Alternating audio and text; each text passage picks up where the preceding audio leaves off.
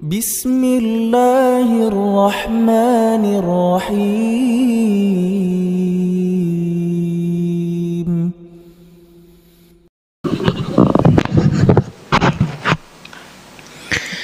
Assalamualaikum warahmatullahi wabarakatuh. Bismillahirrahmanirrahim. Innal hamdalillah nahmaduhu wa nasta'inuhu wa nastaghfiruh wa na'udzu billahi min shururi anfusina wa sayyiati a'malina. Man yahdihillahu fala mudilla lahu wa man yudlil fala hadiya lahu. Asyhadu an la ilaha illallah wahdahu la syarika lahu wa asyhadu anna Muhammadan 'abduhu wa rasuluh sallallahu alaihi wa ala alihi wa sahbihi wa sallama tasliman katsira. قال تعالى: يا أيها الذين آمنوا اتقوا الله حق تقاته ولا تموتن إلا وأنتم مسلمون. يا أيها الناس اتقوا ربكم الذي خلقكم من نفس واحدة وخلق منها زوجها وبث منهما رجالا كثيرا ونساء واتقوا الله الذي تساءلون به والأرحام إن الله كان عليكم رقيبا. أما بعد فإن أصدق الحديث كتاب الله وخير الهدى هدى محمد صلى الله عليه وسلم. شر الأمور محدثاتها فإن كل بدعة ضلالة. Ma'asyiral muslimin wal muslimat, para jamaah sekalian rahimani wa rahimakumullah. Alhamdulillah, kita memuji Allah Subhanahu wa taala. Kita bersyukur atas nikmat yang Allah Subhanahu wa taala karuniakan kepada kita semua. Nikmat Islam, nikmat iman, nikmat di atas ibadah dan sunnah Rasul sallallahu alaihi wasallam. Nikmat kita tetap diberikan istiqamah untuk ibadah. Tujuan kita diciptakan oleh Allah untuk ibadah. Tujuan kita diciptakan oleh Allah Subhanahu wa taala adalah untuk beribadah.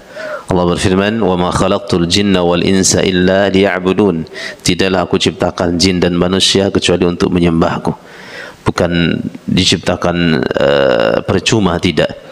Habis kehidupan kita di dunia ini selesai, tidak. Ada kehidupan yang panjang, Pak. Ada akhirat. Maka orang yang paling tua di antara kita sebenarnya yang paling muda akan dekatnya akhirat, begitu. Bukan berarti yang muda juga jauh, tidak. Karena Nabi SAW bersabda, "A'maru ummati ma baina 60 ila 70." Rata-rata umur umatku antara 60 sampai 70 tahun. Sehingga datang seorang kepada Hasan Al-Basri rahimahullahu taala, dia mengatakan, "Wahai Imam, sungguh usiaku sudah tua." Berapa? Sudah 70-an tahun. Maka Hasan Al-Basri mengatakan, usiamu sudah masih sedikit sekali. Artinya usiamu sangat muda sekarang ini, muda dengan akhirat. Kemudian nasihatkan kepadaku, kata laki-laki ini. Maka Hasan Al-Basri mengatakan, ahsin fima baqi yughfar laka fima madha wa fima baqi. Perbaikilah sisa usiamu, niscaya dosa-dosamu yang lalu dan dosa-dosamu yang sekarang akan diampuni oleh Allah Subhanahu wa taala. Wa in asa'ta fima baqi yu'khad laka fima madha wa fima baqi. Akan tetapi jika engkau masih terus berdosa di sisa usiamu sekarang ini, sudah tuamu sekarang ini masih berdosa, maka engkau akan diazab oleh Allah atas dosamu yang lalu dan dosa yang sekarang. Maka sungguh celaka orang-orang yang sudah usia 50 tahun, 60 tahun, 70 tahun belum mau sholat, Pak. Ya, belum mau sholat. Mereka sudah usia tua, belum mau ibadah kepada Allah Subhanahu wa taala. Masih cinta dengan gemerlapnya dunia. Kalau ke pasar mereka kuat, tapi kalau ke masjid tidak ada tenaga sama sekali. Ya, nggak ada tenaga sama sekali. Para salaf terdahulu sampai mereka itu seret dirinya ke masjid. Datang seorang yang buta kepada Nabi sallallahu alaihi wasallam, itu Abdullah bin Ummi Maktum. Dia berkata, "Ya Rasulullah, inni rajulun a'ma wa laysa li qa'idun yaquduni ilal masjid." Ya Rasulullah, aku ini buta dan tidak ada yang bisa memapahku, membimbingku ke masjid. Hal usalli fi baiti, apakah aku salat di rumahku? Maka Nabi sallallahu alaihi wasallam mengatakan, tidak. Ma sami'tan nida, selama engkau mendengarkan suara azan. Maka jamaah rahimakumullah, terus ya, di usia kita ini terus kita taat beribadah kepada Allah Subhanahu wa taala. Dan di antara ibadah yang kita bahas sekarang ini adalah apa? Kurban, ya. Udhiyah, berkorban. Nah, masih pembahasan kita masalah kurban. Sekarang kita lanjutkan berikutnya. Masih kami ambilkan dari kitab Matan Al-Ghayah wa Taqrib dari mazhab Syafi'i. yang ditulis oleh Imam Abu Syuja' rahimahullah taala. Berikutnya beliau mengatakan, wa arba'un la tujzi'u fi dhahaya. Ada 4 yang tidak boleh disembelih. Ada 4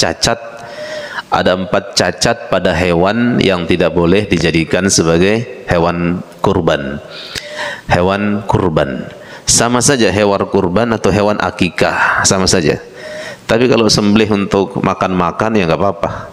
Ya, sembelih untuk makan-makan yang mana saja boleh, asalkan jangan hewan yang kena keracunan begitu. Kemudian beliau sebutkan wa arba'un la tujzi'u fi dhahaya. Ada 4 yang tidak boleh disembelih untuk jadi hewan kurban. Bismillah.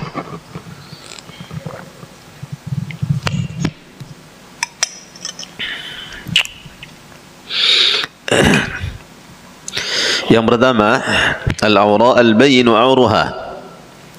Hewan yang awra, yang jelas aurnya.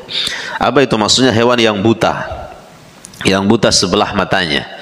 Buta sebelah aja enggak boleh, apalagi buta dua-duanya. Gitu. Maka diperiksa, ini yang beli hewan dicek-cek dulu. Begitu dilihat gemuk sapinya, udah langsung dibayar. Tahu-tahunya buta. Jangan. Ya, kadang-kadang hewan tuh kalau cacat pasti dia murah harganya. Ya, kalau ada cacatnya diturunkan harganya sama pedagang ya. Al-awra al-bayyinu awruha, yang buta sebelah, yang jelas butanya.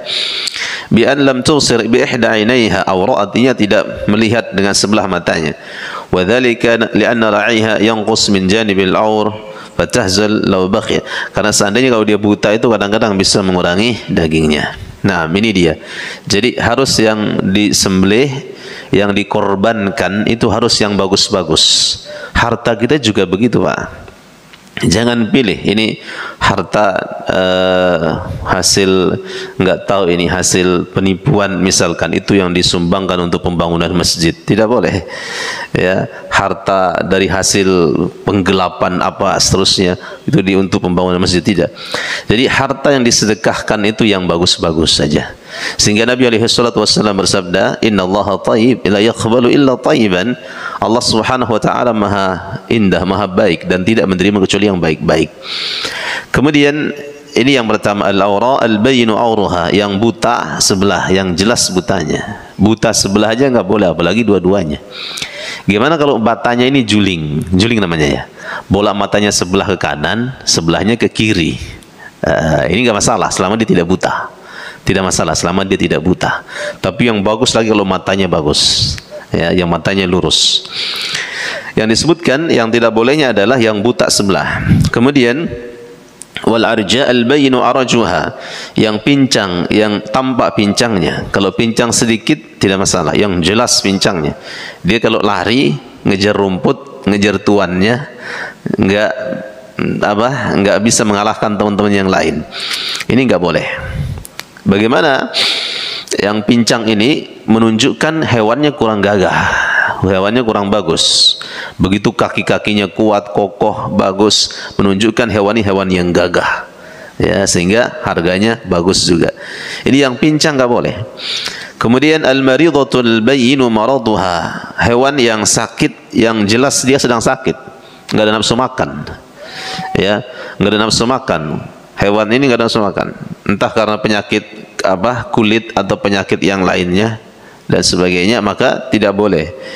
Bi an yadhhar bisababi yang jelas sakitnya.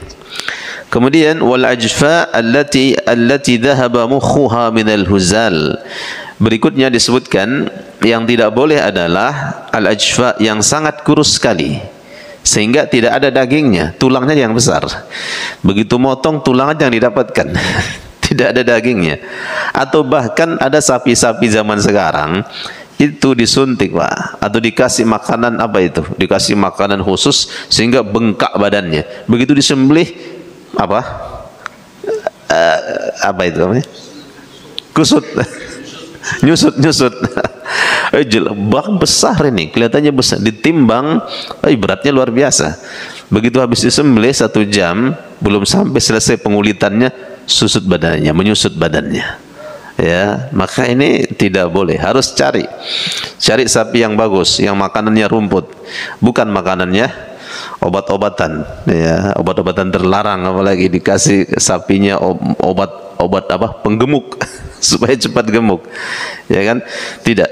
Nabi SAW bersabda, liqaulihi sallallahu alaihi wasallam, arba'un la tujzi'u fil adhahi, al-awra' al-baynu awruha. Nabi SAW bersabda, 4 hewan jenisnya yang tidak boleh. Yang pertama, yang buta sebelah, wal marida al-baynu maraduha, yang sakit. Gimana kalau sudah kita beli, Pak? Sudah kita beli, kemudian tanggal 1 Zulhijjah sudah diambil atau sudah dibayar DP-nya, sudah ditandai, kemudian sakit di tengah jalan. Sakit. Kalau memang bisa kita ganti, nggak apa-apa kita ganti. Tapi kalau uangnya sudah pas-pasan, kita sudah ngumpulin sudah lama, kalau diganti juga untuk nambahnya nggak cukup, ya khalas, fattaqullaha mastata'tum. Yang penting di awal itu yang sehat. Kita siapkan yang sehat. Nah, kemudian al-arja al-baynu arjuha, Nabi sebutkan yang pincang, yang jelas pincangnya, wal ajfa allati la tunqi, yang sangat kurus nggak ada dagingnya. Taib. Kemudian beliau sebutkan wa yujzi'ul khasi, boleh kita menyembelih hewan yang sudah di khasi itu dikebiri, ya, udah dikebiri. Biasa kadang-kadang hewan dikebiri, Pak, ya enggak, supaya dia enggak mikirin perempuan terus. Karena kalau mikirin perempuan jadi kurus. Kita juga begitu, kalau mikirin perempuan kurus. Coba lihat orang-orang yang tadinya kurus kemudian nikah, tambah gemuk dia. Ya, banyak itu. Begitu awal-awal ini, karena kalau mikirin perempuan terus, hewannya ini kurus dia. Kurus. Sehingga dikebiri sama tuannya. Begitu dia akan naik besarnya, dikebiri. Boleh nggak seperti itu? Apakah ini termasuk bab menyakiti hewan? Padahal nggak boleh kita menyakiti hewan. Nggak boleh memang. Nabi SAW perintahkan kita berbuat baik hatta ilal bahaim, sampai walaupun kepada hewan. Bahkan disebut oleh para ulama babul ihsan ilal bahaim, anjuran perintah supaya kita berbuat baik walaupun sampai kepada hewan. Jamaah, kita yang ada peliharaan di rumah, pelihara ayam di rumah, jangan disiksa ayamnya, digantung ayamnya, karena ayamnya berak sembarangan digantung, disiksa. Kemudian dia punya apa lagi, piaraan hewan, kucing atau sebagainya, disiksa, nggak boleh. Nabi SAW suatu ketika di perkampungan Madinah datang, disebutkan riwayatnya oleh Imam Albani dalam kitab Silsilah Hadits Shahihah. Nabi SAW melihat ada seekor unta. Unta ini menangis. Maka Nabi SAW mengatakan, liman hadal jamal, ini punya siapa unta ini? Kenapa ya Rasul? Maka Nabi SAW mengatakan, Aku yang punya ini ya Rasul, kata sahabat ini, sahabat dari Ansar. Maka Nabi SAW mengatakan, innahu syaka ilayya, sesungguhnya unta ini ngelapor kepada aku dan dia nangis, annaka at'abtahu wa aja'tahu, sungguh kamu menjadikan dia capek, lelah bekerja untamu ini. Engkau tunggangi jalan ke sana kemari, paksa dia bekerja, dan engkau jadikan dia lapar. Nggak boleh menyakiti hewan. Nah, sekarang ini bagaimana? Ya, untuk dipersiapkan supaya dia dikebiri, apakah boleh? Maka disebutkan oleh para ulama, kalau dikebiri tujuannya hanya untuk menyakiti, nggak boleh. Tapi kalau tujuannya mengkebiri supaya dagingnya bagus, badannya, beratnya naik, tidak mikirin perempuan terus kayak tadi, ya, akhirnya dia gemuk, kuat makan, boleh. Ini khusus bagi para penggembala tentunya, ya. Dan kita juga ketika beli ada yang dikebiri, ini bagus badannya, harganya lebih murah daripada yang punya, maka ambil yang udah dikebiri, nggak apa-apa, boleh juga, dagingnya intinya, ya, jangan kurus, ya, dan seterusnya. Wallahu a'lam. Kemudian wa yujzi'ul khasi, boleh yang khasi, yang udah dikebiri. Diriwayatkan wa dalilul ijza annahu sallallahu alaihi wasallam dhaha bi kabshaini mawju'aini, bahwa pernah Nabi sallallahu alaihi wasallam berkurban dengan 2 domba yang dikebiri, ay khasiyain. Rawahu Abu Daud wa Ibnu Majah wa isnaduhu hasan, dalam riwayat Ibnu Majah dan Abu Daud dengan sanad yang hasan. Kemudian yang boleh juga wa maqsurul qarn, boleh yang tanduknya patah.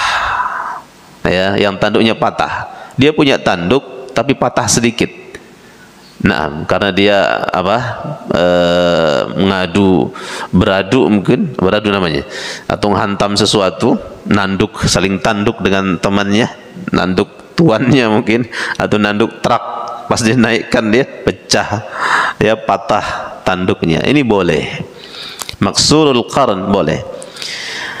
Ma'al karahah, akan tetapi dimakruhkan ini, ya. Wa kadza faqiduhu li'annahu la yata'allaq bihi kabir ghad, lakin dhatul qarn aula li khabarin. Akan tetapi yang memiliki tanduk tentunya lebih baik, sebagaimana sabda Rasul sallallahu alaihi wasallam, khairud dhahiyyah al-kabshul aqran, sebaik-baik yang disembelih kurban adalah yang bertanduk. Nah, yang bagus tanduknya itu lebih bagus. Sama-sama besarnya, sama-sama badannya, yang satu tanduknya bagus, yang satu biasa-biasa, cari yang bagus. Karena tanduk ini pada hewan ini, pada sapi itu menunjukkan, menandakan dia hebat. Ya, menandakan kehebatannya. Nah, kemudian yang berikutnya, wala tujzi'u maqtu'atul udhun. Beliau katakan tidak boleh berkurban dengan hewan yang terpotong telinganya. Telinganya kepotong. Ya, digigit misalkan oleh hewan buas sehingga kepotong telinganya. Dan juga tidak boleh wadhanab, yang terpotong ekornya. Harus yang bagus telinganya. Bagus telinganya, bagus ekornya. Nah, sehingga yang membeli bertugas untuk hewan kurban atau kita yang mau menyembelih, cari yang seperti ini. Wa waqtu dzabhi, sekarang waktu menyembelih. Beliau sebutkan min waqti salatil Eid ila ghurubi syamsi min akhir ayyam at-tasyrik, mulai dari setelah salat Idul Adha sampai tenggelamnya matahari pada ayyamut tasyrik. Ayyamut tasyrik tanggal 11, 12, 13 Dzulhijjah. Nah, ini batas terakhirnya untuk menyembelih. Tapi kita hari lebaran ini sudah habis. Kenapa? Sedikit. Kalau zaman dulu banyak para sahabat, Nabi dan para sahabat sampai 3 hari setelahnya menyembelih, banyak yang disembelih.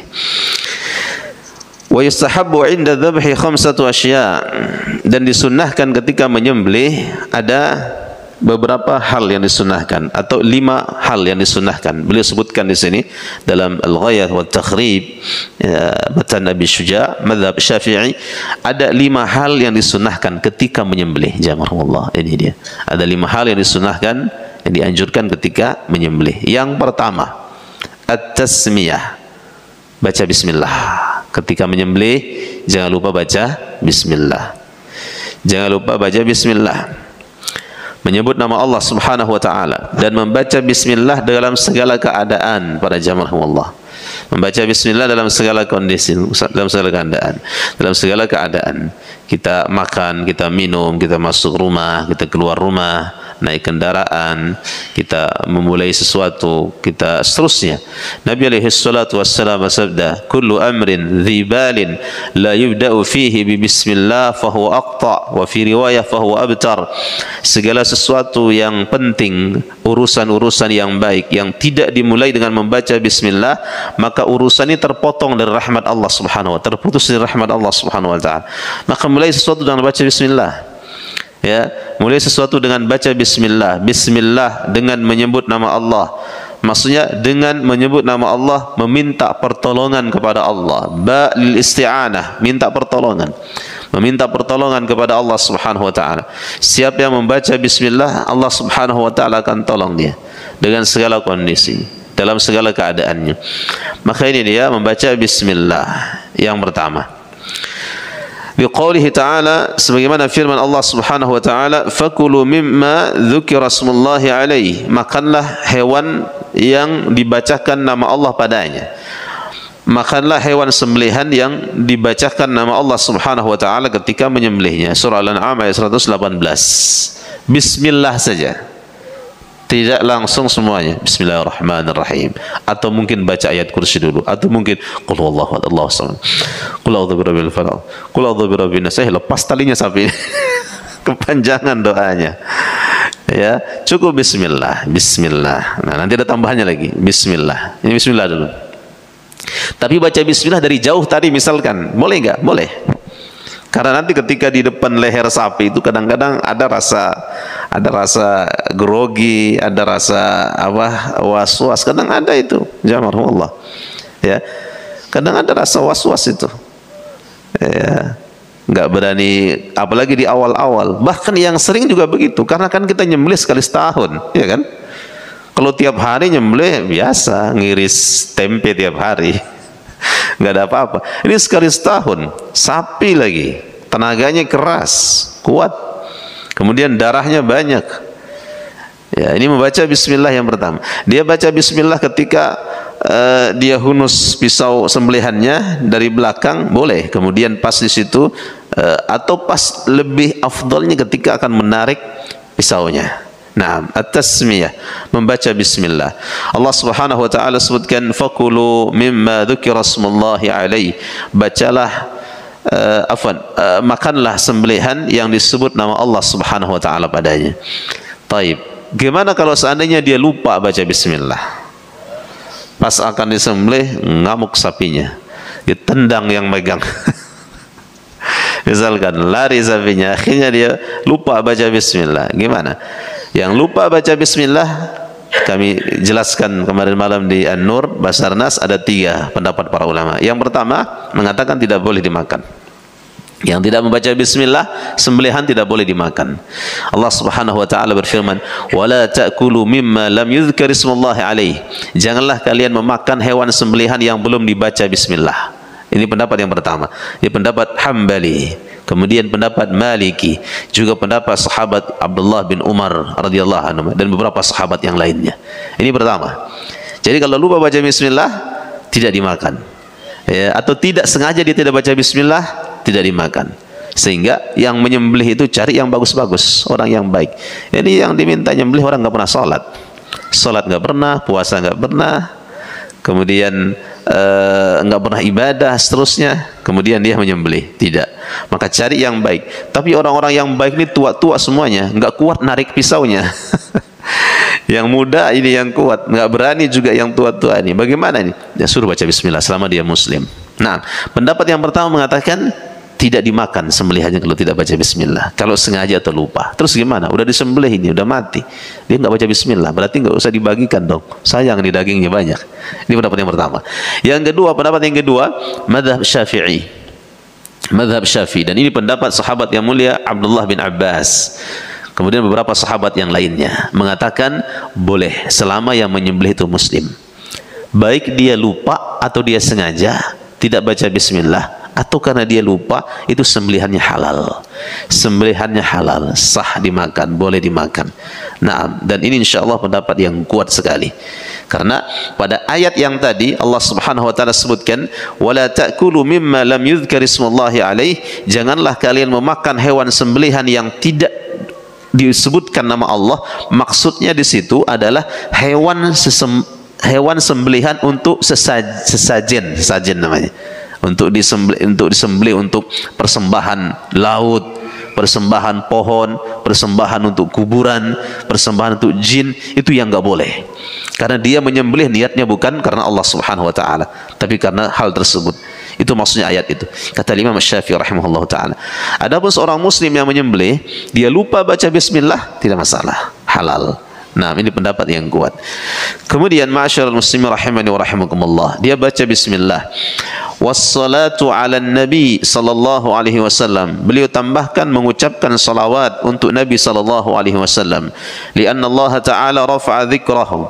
Karena Allah Subhanahu wa taala mengangkat menyebutkan penyebutan Nabi sallallahu alaihi wasallam. Ya, fala yadhkur Allah illa wa yudhkaru ma'ahu.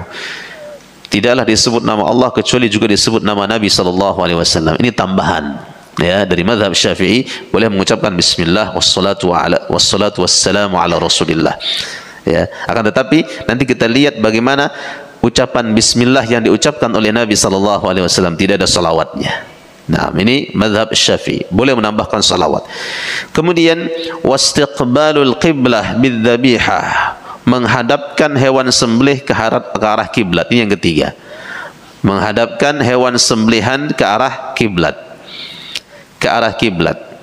Biasanya berarti kepalanya di sebelah utara ya. Kemudian kakinya di sebelah selatan. Kemudian menghadap kiblat. Nah, menghadapkan kiblat. Ini sunnah, bagus. Disebutkan li'annahu sallallahu alaihi wasallam wajjaha dhabihatahu ila al-qiblah. Nabi sallallahu alaihi wasallam menghadapkan hewan sembelihannya ke arah kiblat. Kama rawa Abu Dawud, sebagaimana riwayat al-Imam Abu Dawud dalam sunannya rahimahullah taala. Nah, menghadap kiblat. Dan disunnahkan memang dalam segala kondisi kebaikan jamaah menghadap kiblat. Ketika berdoa menghadap kiblat. Ketika baca Quran menghadap kiblat. Disunnahkan menghadap kiblat dalam segala kebaikan, ya. Dan apa yang kotor, ya, dilarang kita menghadap kiblat, bahkan membelakanginya. Contoh ketika buang hajat, Nabi alaihi salatu wassalam bersabda, la tastaqbilul qiblata bighaitin wala baul wala tastadbiruha walakin syarriqu aw gharribu. Janganlah kalian menghadap kiblat dan membelakanginya ketika buang hajat, tapi hadap selisilah dia. Naam, ini dia menghadap kiblat. Bahkan disebutkan, ya, disebutkan oleh Nabi sallallahu alaihi wasallam ketika meludah pun, ya, meludah pun tidak menghadap kiblat. Meludah pun tidak menghadap kiblat. Ada riwayat yang sahih disahihkan Imam Albani rahimahullah taala. Nabi bersabda, "Man tafila tujahal qiblah jaa yaumal qiyamah wa tafluhu fi yadayhi wa tafluhu baina yadayhi." Barang siapa yang meludah hadap kiblat, maka dia datang di hari kiamat, ludahnya di hadapannya. Sebagian para ulama mengatakan tidak boleh meludah ketika solat saja maksudnya. Karena suatu ketika Nabi alaihi wasallam masuk masjid, kemudian Nabi SAW solat, sehabis solat ditemukan ada ludah di depan. Ludah di depan sini, ludah. Karena kan pakai tanah, jamaah, masjid tanah. Kalau kita jangan meludah di kiri kanan nanti. Kemudian Nabi alaihi wasallam ru'ya fi wajhi, tampak di wajah Nabi SAW tidak senang lihat ludah di situ di depan. Tidak najis ludah ini, tetapi tidak disukai oleh perasaan gitu melihat ludah. Sehingga Nabi alaihi wasallam mengatakan, "Idza basaqa ahadukum fis shalah," apabila kalian meludah di dalam salat, hendaklah jangan dia meludah ke arah depan. Fa innallaha baina yadayhi, karena sesungguhnya Allah Subhanahu wa taala di depannya ketika dia salat. Allah di depannya ketika dia salat. Apakah itu maksudnya Allah di depannya ketika dia salat, dia seolah-olah Allah di depannya begitu? Tidak. Allah tetap di atas. Ar-Rahmanu 'alal 'arsy istawa. Maksudnya Allah di depannya bahwa Allah sedang melihat dia. Allah sedang mendengar ucapannya. Allah sedang menerima permintaannya.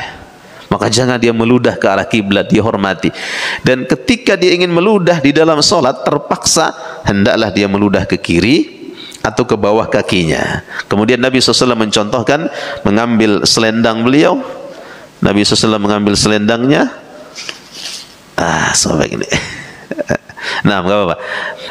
Ambil selendangnya, kemudian Nabi SAW contohkan meludah ke selendangnya, kemudian digosok, kemudian dibiarkan.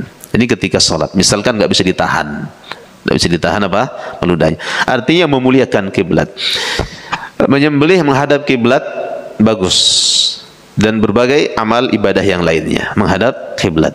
Allah taala alam. Kemudian yang berikutnya, wat takbir, mengucapkan Allahu akbar. Bismillah, Allahu akbar. Kalau di sini ada tambahan bismillah wassalatu wassalamu ala Rasulillah, Allahu akbar. Li'annahu sallallahu alaihi wasallam dhaha bi kabshain amlahain. Diriwayatkan bahwa Nabi sallallahu alaihi wasallam pernah berkorban dengan kabshain, 2 ekor domba yang amlahain, ya, yang warnanya putih, aqranain, yang bertanduk. Dzabahahuma biyadihi, Nabi sallallahu alaihi wasallam sembelih domba ini dengan tangannya sendiri. Al-Karimah yang mulia. Sama, Nabi ucapkan bismillah wa kabbar, dan mengucapkan Allahu akbar. Bismillah, Allahu akbar. Bismillah, Allahu akbar. Nah, dalam riwayat yang lain disebutkan bahwa Nabi alaihi salatu wassalam ketika menyembelih, Nabi alaihi salatu wassalam berkata kepada Aisyah radhiyallahu anha, Itu terdapat dalam Bulughul Maram. Disebutkan amara bi kabshin aqran. Nabi alaihi salatu wassalam memerintahkan untuk dibawakan domba yang aqran, yang bertanduk, yata'u fi sawat, yang kakinya warnanya hitam, kemudian perutnya warnanya hitam, matanya warnanya hitam, tapi tubuhnya yang lain warna putih, liyudhahi bihi. Kemudian Nabi SAW perintahkan kepada Aisyah, ishadil mudiyah, wahai Aisyah, bantu asahkan ini, tajamkan apa, pisau sembelihan. Ini dalil bahwa bolehnya wanita atau disunnahkan, dianjurkan wanita membantu suaminya, ya, dalam hal yang bisa dia bantu. Nabi SAW mengatakan, wahai istriku Aisyah, bantu tajamkan ini pisau sembelihan. Kemudian thumma akhadhaha fa'adja'ahu. Kemudian Nabi SAW ambil itu domba dan direbahkan, dibaringkan. Kalau domba ini jamaah bisa sendirian, ya, tinggal direbahkan, sudah pasrah tuh domba itu biasanya. Coba aja, ini domba 10 orang yang pegang. Ya, tidak, domba ini pasrah dia. Coba aja, kalau udah rebah dia itu pasrah. Biasanya kalau hari raya itu pasrah dia itu, hari-hari sembelihan. Tapi kalau hari sekarang kadang-kadang ngelawan ya. Coba aja lihat domba, kambing. Ya, kalau orang-orang Arab sendirian aja nyembelih itu, diinjak kakinya, diinjak badannya, udah disembelih sendirian. Thumma dhabahahu, kemudian Nabi alaihi wasallam sembelih dia, dan Nabi SAW mengucapkan doa, Bismillahi Allahumma taqabbal min Muhammad wa ali Muhammad wa min ummati Muhammad. Dengan nama Allah, ya Allah, terimalah dari Muhammad, dari keluarga Muhammad, dan dari semua umat Muhammad. Dalam riwayat yang lain disebutkan bahwa Nabi SAW menginjak bagian punggungnya diinjak dengan kaki kanan, ya, diinjak dengan kaki kanan supaya posisi seperti ini lebih kuat tarikan pisaunya, lebih kuat tarikan pisaunya, artinya supaya cepat putus urat lehernya ini hewan sembelihan. Kemudian Nabi SAW mengucapkan takbir Allahu Akbar. Berikutnya jamaahullah, wa du'a bil qabul, berdoa supaya Allah Subhanahu wa taala terima hewan sembelihan kita. Berikutnya wala ya'kulul mudhahi syai'an minal udhiyah al manzurah. Disebutkan dalam mazhab Syafi'i tidak boleh memakan hewan sembelihan korban yang korban itu nazar. Aku bernazar, pokoknya aku bernazar mau menyembelih tahun ini. Kalau itu korban nazar nggak boleh dimakan. Tapi kalau selain itu boleh. Wa ya'kulu minal mutatawwi biha, dan boleh dia makan kalau hewan yang lain, sembelihan yang lain. Boleh dia makan, bahkan dijadikan 3. Ya. Sebagiannya untuk dia makan sendiri, sebagiannya dibagikan, sebagiannya disimpan di freezer. Nanti dimakan. Berarti 2/3-nya bagi dia, 1/3-nya dibagikan. Seperti itu. Tapi itu sesuai kondisi jamaah. Kalau kondisi banyak orang miskin gimana? Itu kalau kondisi banyak hewan sembelihan, maka 2/3 bagi si pemilik. Kemudian 1/3 ini dibagi-bagikan karena banyak orang korban. Tapi kalau kondisinya sedikit hewan sembelihan, kemudian disimpan lebih banyak, dibagikan sedikit, percuma aja. Orang-orang cuma dapat bau amisnya aja. Ya kan? Orang-orang warga cuma dapat bau amisnya saja. Padahal depan rumahnya nyembelih dia nggak kebagian. Nggak boleh. Kemudian wala yabi'u minal udhiyah, tidak boleh dijual. Tidak boleh dijual. Siapa yang nggak boleh menjual? Tuannya. Tapi kalau si penerima boleh menjual. Contoh, saya dapat dari ini, dapat dari 5 kilo, genaplah 1 kuintal. Gimana saya makan ini? Ini enggak kuat juga makan daging, karena kalau makan daging sedikit tengkuk sudah keras. Tensi naik. Gimana ini? Sudah, kita butuh yang lain, kita butuh bayar kos rumah misalkan, udah dijual aja sekian kilo. Boleh enggak? Boleh. Yang menjual siapa? Yang dapat bagian boleh menjual. Tapi kalau si penyembelih enggak boleh menjual hewan sembelihannya itu. Dia menyembelih, kemudian habis menyembelih dijual kakinya, dijual buntutnya, dijual kepalanya, ngurang-ngurangi biaya katanya, untuk nambah-nambah sedikit, banyak yang keluar kembali pembiaya. Enggak boleh, enggak boleh menjual, tidak boleh. Naam, ini dia jamaahullah. Tapi kalau yang menerima boleh menjual. Kemudian yang terakhir, wa yut'imul fuqara wal masakin, diberikan kepada fakir miskin untuk menerimanya. Naam, fakir miskin atau orang yang tidak miskin juga boleh untuk makan hewan kurban tersebut. Wallahu taala alam. Demikian apa yang bisa kita bahas dari permasalahan kurban ini. Selesai sudah, ringkas saja. Tinggal kita cari sapi, Pak, ya. Tinggal cari sapi, cari kambing, sama cari tusuk sate sama arang. Kan begitu. Wallahu taala alam bissawab.